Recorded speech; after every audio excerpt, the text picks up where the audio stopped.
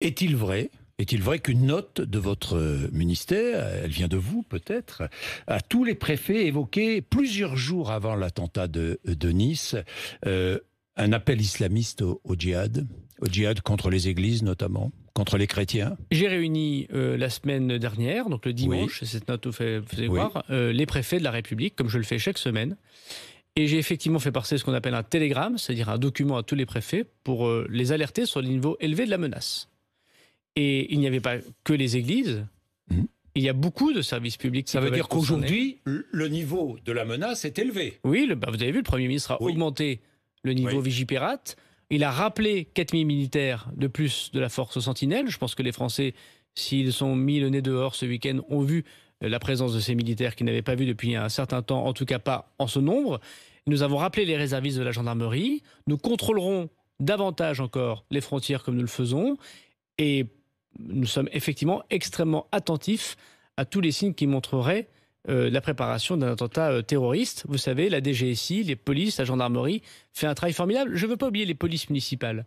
Parce que dans le cas de Nice, par exemple, c'est bien la police municipale qui a arrêté ce terroriste en premier. Et je veux dire aux maires que la façon dont ils gèrent leur police municipale, qu'ils la mettent à la disposition de la protection de nos concitoyens, pour la protection des églises ou des mosquées, par exemple, cette semaine, est extrêmement importante et je voudrais les en remercier. Est-il vrai que vous voulez renforcer d'ailleurs le rôle des polices municipales? Tout à fait. Aujourd'hui même à l'Assemblée nationale, sur la proposition du député Fauvergue et de la députée Thuriot, et en parfaite collaboration avec le gouvernement, nous allons renforcer, puisque la commission des lois se réunit aujourd'hui, les polices municipales. C'est-à-dire renforcer? Nous allons leur permettre de faire des contrôles qu'ils ne peuvent pas faire aujourd'hui. Contrôle d'identité? Exactement. Accéder aux fichiers des voitures volées. Pouvoir permettre à ces polices municipales d'être ce qu'on appelle officiers de police judiciaire, dans le cadre d'une expérimentation qu'on mettra quand les maires le voudront. C'est-à-dire qu'un procureur de la République pourra directement avoir les rapports. Ils pourront mettre un certain nombre de constats de délits qu'ils ne peuvent pas faire aujourd'hui, ceux qui n'appellent pas des enquêtes. On vous constate, monsieur, que vous portez une arme ou que vous fumez un joint. Aujourd'hui, la police municipale ne peut pas vous arrêter, vous verbaliser. Elle pourra le faire demain. Et donc renforcer très fortement la police municipale, renforcer aussi très fortement les images de vidéosurveillance, la qualité juridique des images qu'on récupère par drone, notamment, qui nous permettent de lutter contre les trafics de stupéfiants, mais aussi lutter contre le terrorisme. Bref, renforcer en effet... par drone légalisée. Exactement, ce que nous demande la CNIL. Interdiction publique aussi de diffuser l'image de policiers. Par ailleurs, protection. Voilà. J'avais fait une promesse qui était celle de ne plus pouvoir diffuser les images des policiers et des gendarmes sur les réseaux sociaux.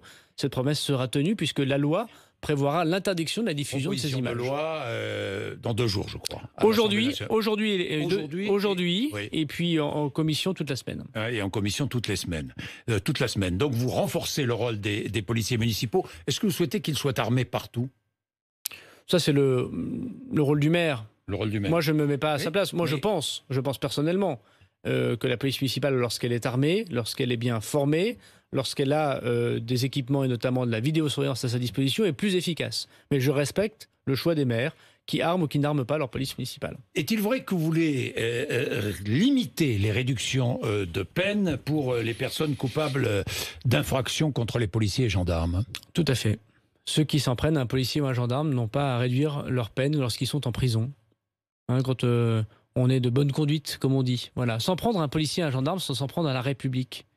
Et c'est s'en prendre à la République dans ce qu'elle a de plus fort, c'est-à-dire ceux qui sont payés pour nous protéger.